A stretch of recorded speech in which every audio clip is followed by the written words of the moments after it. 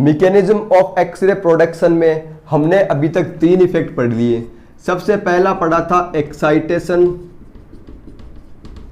दूसरा पढ़ा था आयोनाइजेशन, तीसरा पढ़ा था हमने कैरेक्टरिस्टिक्स एक्सरे,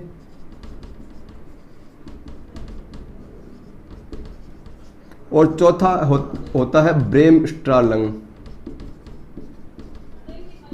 मैंने आपको बताया था एक्साइटेशन से हीट का प्रोडक्शन होता है, आयोनाइजेशन से हीट का प्रोडक्शन होता है, कैरेक्टरिस्टिक्स एक्सरेज से एक्सरेज का प्रोडक्शन होता है, जिसे हमने लाइन स्पेक्ट्रम और असतत या अनकॉन्टिन्यूअस स्पेक्ट्रम भी कहा था।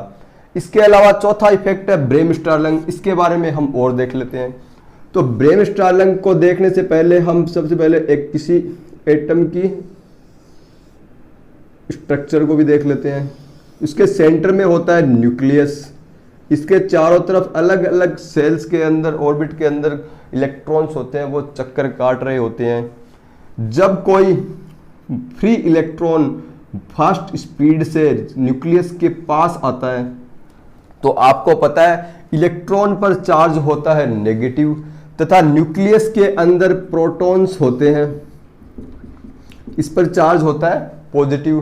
तो फास्ट मूविंग इलेक्ट्रॉन जैसे नाभिक के पास आएगा तो इलेक्ट्रॉन प्रोटॉन में एक अट्रैक्शन फोर्स लगेगा।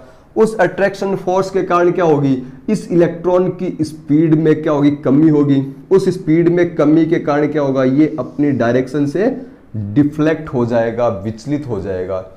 और इसकी जो स्पीड है या काइनेटिक एनर्जी है, इस काइनेटिक एनर्जी में अट्रैक्शन फोर्स के कारण जितनी कमी आई वो अट्रैक्शन फोर्स क्या होगा रे, एक्सरेज के रूप में बाहर निकल जाएगी। वो किस रूप में बाहर निकल जाएगी, एक्सरे के रूप में बाहर निकल जाएगी।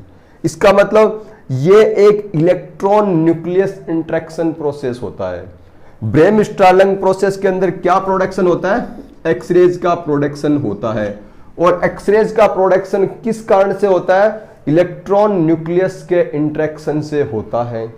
अब आप देखो, अगर ये इलेक्ट्रॉन न्यूक्लियस से कुछ दूरी से गुजरेगा तो इस पर अट्रैक्शन फोर्स कम लगेगा, इसकी काइनेटिक एनर्जी के अंदर चेंज कम आएगा, गतिज ऊर्जा में कमी कम होगी तो आपकी एक्सरेज होगी वो लो पावर की एक्सरेज होगी। किस पावर की होगी, लो पावर की, यानी कम एनर्जी की एक्सरेज होगी। अगर यही इलेक्ट्रॉन नाभिक के बहुत ज्यादा पास से गुजरेगा तो इसकी काइनेटिक एनर्जी में चेंज बहुत ज़्यादा आएगा, क्योंकि उस पर जो अट्रैक्शन फोर्स है वो बहुत ज़्यादा लगेगा। अट्रैक्शन फोर्स बहुत ज़्यादा लगने से इसकी काइनेटिक एनर्जी में बहुत ज़्यादा कमी आएगी, जिससे हाई एनर्जी की एक्सरेज प्रोड्यूस होगी। क्या होगी, हाई एनर्जी की एक्सरेज प्रोड्यूस होगी। इसका मतलब ब्रेमस्ट्रालंग प्रोसेस के द्वारा कम एनर्जी तथा अधिक एनर्जी, दोनों प्रकार की एनर्जी की एक्सरेज प्रोड्यूस होती है। अगर हम इसके एक्सरे प्रोडक्शन का ग्राफ देखें तो एक्सरे प्रोडक्शन का ग्राफ ये होता है। इसमें हर एनर्जी की एक्सरे पाई जाती है, चाहे वो कम एनर्जी की हो या ज्यादा एनर्जी की। इसीलिए इसे हम कंटिन्यूअस स्पेक्ट्रम भी बोलते हैं, कंटिन्यूअस या सतत स्पेक्ट्रम भी बोलते हैं। और कैरेक्टरिस्टिक्स एक्सरेज को अपन इसी स्पेक्ट्रम के रूप पर स्पाइक के रूप में अपन दर्शाते हैं। तो ये वाला कंटिन्यूअस या ब्रेमस्ट्रालंग स्पेक्ट्रम होता है, तथा ये स्पाइक है, ये कैरेक्टरिस्टिक्स एक्सरेज होती हैं।